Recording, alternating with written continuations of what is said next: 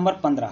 और आज हम वर्कशीट में समानता को समझेंगे। समानता हमारे वर्कशीट का बहुत ही इंपॉर्टेंट पार्ट है। तो चलिए शुरू करते हैं आज की वर्कशीट। समानता। यहाँ डॉक्टर भीमराव अंबेडकर, जो कि हमारे संविधान सभा के प्रारूप समिति के अध्यक्ष थे, और कहा जाता है कि संविधान का निर्माण इन्होंने ही किया। तो इन्होंने समानता के विषय में बहुत ही खूबसूरत बात कही है।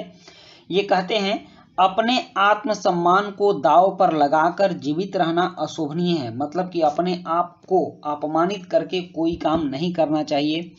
आत्मसम्मान जीवन का सबसे जरूरी हिस्सा है, इसके बिना व्यक्ति नगण्य है।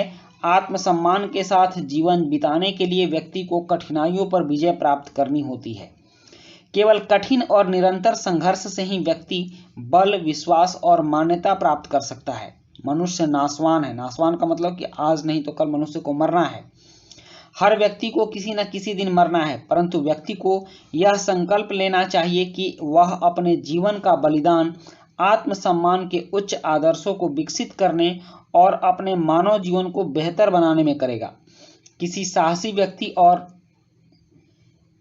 व्यक्ति के लिए आत्मसम्मान रहित जीवन जीने से अधिक अशोभनीय कुछ नहीं है।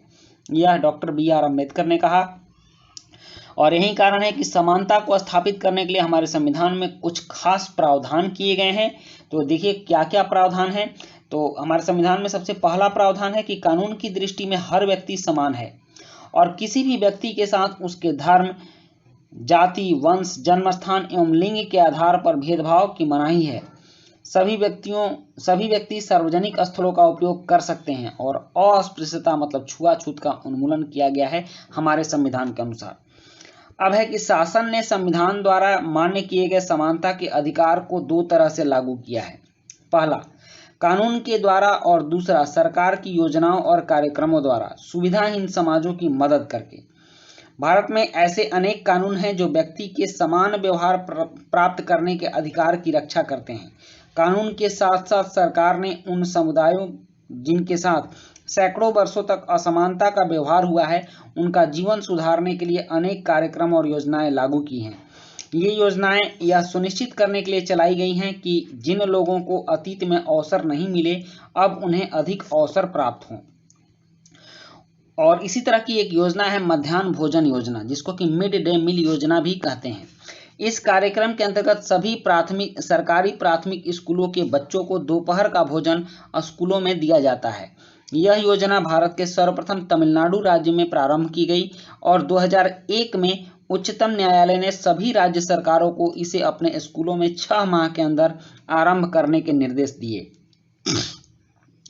इस कार्यक्रम के काफी सकारात्मक प्रभाव हुए। उदाहरण के लिए दोपहर का भोजन मिलने के कारण गरीब बच्चों ने अधिक संख्या में स्कूल में प्रवेश लेना और नियमित रूप से स्कूलों में जाना शुरू कर दिया। शिक्षक बताते हैं कि पहले बच्चे खाना खाने घर जाते थे और फिर वापस स्कूल लौटते ही नहीं थे, परंतु अब जब मध्याह्न भोजन स्कूलों में मिलने लगा है, उनकी उपस्थिति में सुधार आया है। इस कार्यक्रम से जातिगत पूर्वाग्रहों को कम करने में भी सहायता मिली है। जातिगत पूर्वाग्रह का मतलब ये हुआ कि ऊंची जाति के लोग नीची जाति के लोगों के साथ बैठकर खाना पसंद नहीं करते हैं, लेकिन विद्यालय में चूंकि समानता के आधार पर सबको एक साथ खाना दिया जाता है, इसलिए धीरे धीरे यह जातिगत सोच जो है वह हमारे समाज से समाप्त होती जा रही है और समानता की भावना आती जा रही है। तो यह योजना हमारे समाज में समानता लाने के लिए काफी महत्वपूर्ण भूमिका निभा रही है।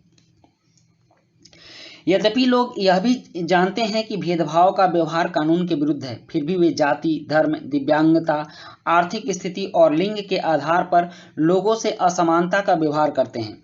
वर्तमान दृष्टिकोण को बदलना तभी संभव है जब लोग यह विश्वास करने लगें कि कोई भी कमतर नहीं है और हर व्यक्ति सम्मानजनक व्यवहार का अधिकारी है। प्रजातंत्रीय समाज में समानता स्थापित करना एक सतत संघर्ष है, जिसमें व्यक्तियों और विभिन्न समाजों को सहयोग देना है। अब यहाँ 3 प्रश्न दिए गए हैं, जैसे कि समानता के लिए भारतीय संविधान में किए गए प्रावधानों का उल्लेख कीजिए। मध्याह्न भोजन व्यवस्था किस प्रकार समानता लाने में सहायक हुई है, वर्णन कीजिए।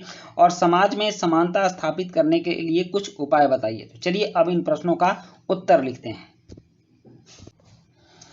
प्रश्न 1 है कि समानता के लिए भारतीय संविधान में किए गए प्रावधानों का उल्लेख कीजिए। तो इसका उत्तर है कि समानता के लिए भारतीय संविधान में निम्न प्रावधान किए गए हैं। पहला, कानून की दृष्टि में हर व्यक्ति समान है। दूसरा, किसी भी व्यक्ति के साथ उसके धर्म, जाति, वंश, जन्म स्थान एवं लिंग के आधार पर भेदभाव की मनाही है।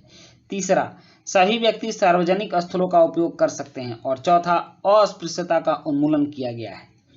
प्रश्न 2 है कि मध्याह्न भोजन व्यवस्था किस प्रकार समानता लाने में सहायक हुई है, वर्णन कीजिए। तो इसका उत्तर है कि मध्याह्न भोजन योजना मिलने से विद्यालय में दोपहर का भोजन सभी वर्ग के बच्चे एक साथ करते हैं, सभी जाति संप्रदाय के बच्चे एक साथ करते हैं, जिससे उनके बीच समानता की भावना विकसित हुई है। और फिर प्रश्न 3 है कि समाज में समानता स्थापित करने के लिए कुछ उपाय बताइए। तो इसका उत्तर है कि समाज में समानता स्थापित करने के लिए पिछड़े लोगों को आगे लाने हेतु सरकार को कुछ निश्चित उपाय करने चाहिए। कुछ इस तरह के कार्यक्रम करने चाहिए जिससे लोग जाति, धर्म, संप्रदाय से ऊपर उठकर एक साथ मिलकर काम कर सकें। समाज के हर व्यक्ति के साथ सम्मानजनक व्यवहार करना चाहिए।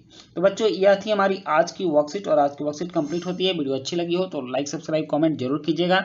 मिलते हैं नेक्स्ट वीडियो में। Thank you.